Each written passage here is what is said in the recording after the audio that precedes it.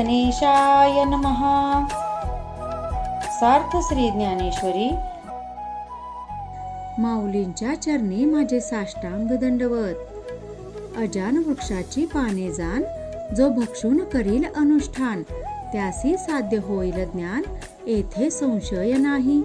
येथीचे वृक्ष पाषाण, ते अवघे देव जाण, म्हणे एका जनार्दनी, येथे संशय नाही. अध्याय 7 ज्ञान विज्ञान योग.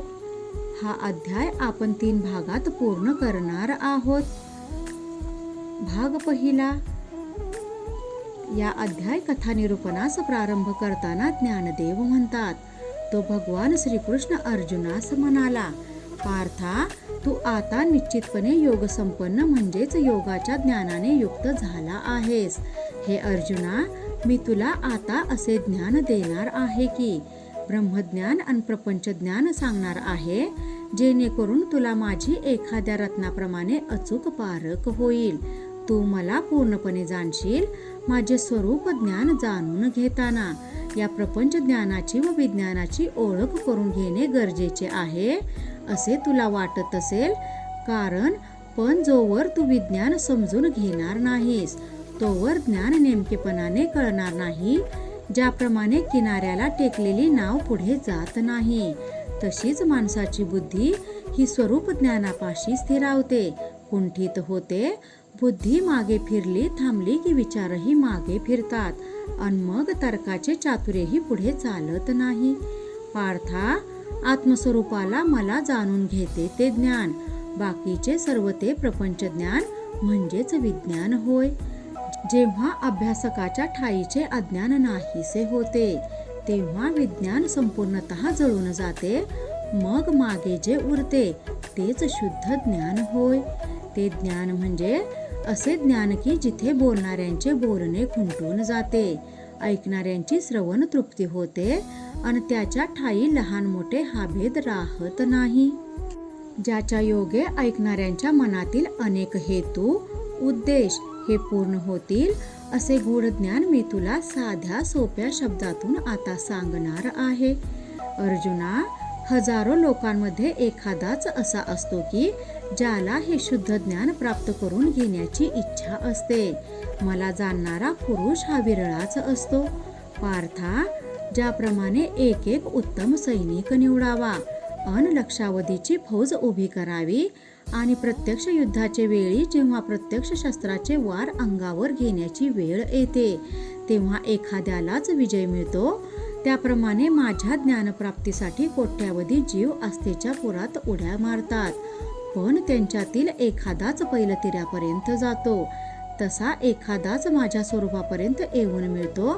म्हणूनच माझे स्वरूप ज्ञान जाणणे ही फार वेगळी गोष्ट आहे. त्याचा आपण थोडा नंतर विचार करू. आता मी तुला विज्ञान म्हणजे नेमके काय ते सांगतो, ते तू ऐकून घे. हे धनंजया, ज्याप्रमाणे माणसाच्या अंगाची सावली पडते, त्याप्रमाणेच या सकल विश्वात माझी माया कार्य करीत आहे.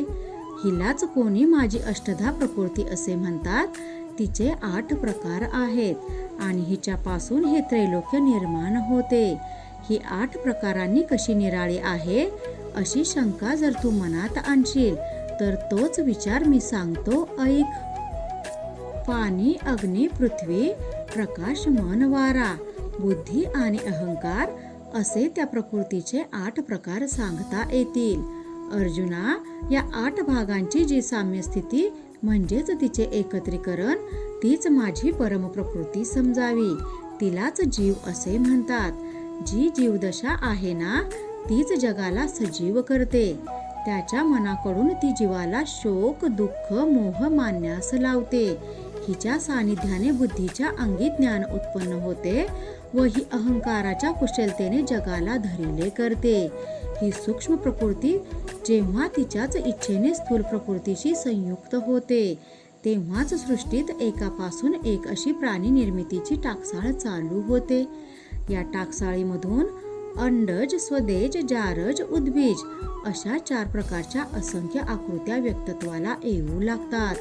विविध आकार धारण करतात. त्यांच्यामधील पंचतत्वे ही सारख्याच योग्यतेची असतात, परंतु जाती मात्र वेगवेगळ्या असतात. त्यांची संख्या 184 असून इतर उप किंवा पोटजाती पण अनेक आहेत. अशा असंख्य नाण्यांनी जग भरून गेले आहे. पंचमहाभूतांमुळेच एकसारखी अनेक रूपांची नाणी जाती तयार होतात. अन जिच्या मायेचा हा खेळ तीच प्रकृती म्हणजेच माया त्यांची गणती हिशोब ठेवते. ती एकसारख्या एक आकृत्या जन्माला घालते, त्यांचे संगोपन संवर्धन करते आणि शेवटी मृत्यूच्या रूपाने त्या आकृत्या आटवून संपवून टाकते. मला माहीत आहे हे रूपक तुला समजायला अवघड आहे, होय ना? आता सोप्या शब्दात सांगतो. ही प्रकृती प्राण्यांच्या नामरूपांचा विस्तार करीत असते. तसेच ही प्रकृती माया हे माझेच रूप आहे. हे तर मी तुला याआधी सांगितले आहे. ही माझ्यापेक्षा वेगळी नाही, म्हणजेच पर्यायाने या सर्व जगाच्या उत्पत्ती, स्थिती अन लय यांचा करता करविता हा मीच आहे. अर्जुना, हे सकल विश्व म्हणजे एक मृगजळ आहे.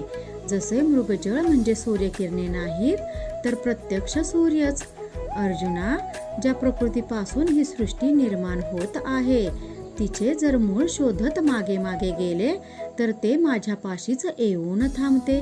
या प्रकारे या सृष्टीत जे निर्माण होते आणि अंती जे नाश पावते ते सर्व मीच आहे. ज्याप्रमाणे दोरा अनेक मण्यांना माळेच्या रूपाने धारण करून ठेवतो, त्याप्रमाणे मीच हे सकल विश्व धरून ठेवलेले आहे. सुवर्णाचे मणी तयार करावेत आणि ते गुंफताना सुद्धा सोन्याच्या तारेतच गुंफावेत. तसा या सकल विश्वात मीच अंतर्बाह्य पूर्णपणे नटलेला आहे. माझे विश्वव्यापकत्व कसे असे म्हणशील तर पाण्यातला रस, वाऱ्यातला स्पर्श, चंद्र सूर्याचा प्रकाश तो मीच आहे असे समजून घे. तसेच मातीचा सुगंध, आकाशातला शब्द अन वेदामधला श्रेष्ठतम ओम तो मीच आहे. अर्जुना, तसेच हे सुद्धा जाणून घे की मनुष्याच्या अहंपणाचे जे पुरुषत्व, त्याचा पराक्रम हा सुद्धा मीच आहे. तेजाला अग्नी नावाचे जे आवरण घातले आहे ते दूर केले तर त्या तेजाचे जे खरे रूप ते सुद्धा मीच. या त्रिभुवनात विविध जातीत जन्म घेऊन अनेक जीव हे अन्नाच्या सहाय्याने जीवन जगत असतात. त्यातले कोणी वारा पिऊन, कोणी गवत खाऊन, कोणी पाणी पिऊन तर कोणी अन्नभक्षण करून आपली उपजीविका करत असतात. प्रत्येक प्राणीमात्रांचे जीवन हे निरनिराळे असते. ती भिन्नता असली तरी त्यांच्यातील अभिन्नत्वपणे सुद्धा मीच आहे. उत्पत्तीच्या सुरुवातीला जे आकाशाच्या अंकुराने विस्तार पावते, अंती तेच सर्व ओंकाराची अक्षरे गिळून टाकते. जोपर्यंत हा विश्वाकार आहे तोपर्यंत ते भिन्न भिन्न आकाराचे दिसते, पण प्रलयकाळी त्याचा कोणताच आकार राहत नाही. असे जे या जगाचे अनादि व स्वयंसिद्ध बीज आहे ते मीच आहे. ते या ज्ञानरूपाने मी तुझ्या हाती देत आहे. पण अर्जुना, या गोष्टीचा, ज्ञानाचा जर तू नीट विचार करशील तर त्याचा काय आणि किती उपयोग आहे हे तुझ्या ध्यानात येईल. पण आता हे अप्रासंगिक बोलणे नको. मी काय सांगतो हे लक्षात घे. हे बघ, तपस्यांचे जे तप ते माझेच रूप आहे. बलवानांचे बल, शक्ती, सामर्थ्य अन ज्ञानवंतांची बुद्धी, कला, कौशल्य हे मीच आहे. भगवान श्रीकृष्ण हे अर्जुनाला सांगतात की ज्याच्याद्वारे धर्म अन अर्थ यांचा लाभ होतो तो पुरुषार्थ, तो प्राणीमात्रांच्या ठाईचा जो काम तो मीच आहे.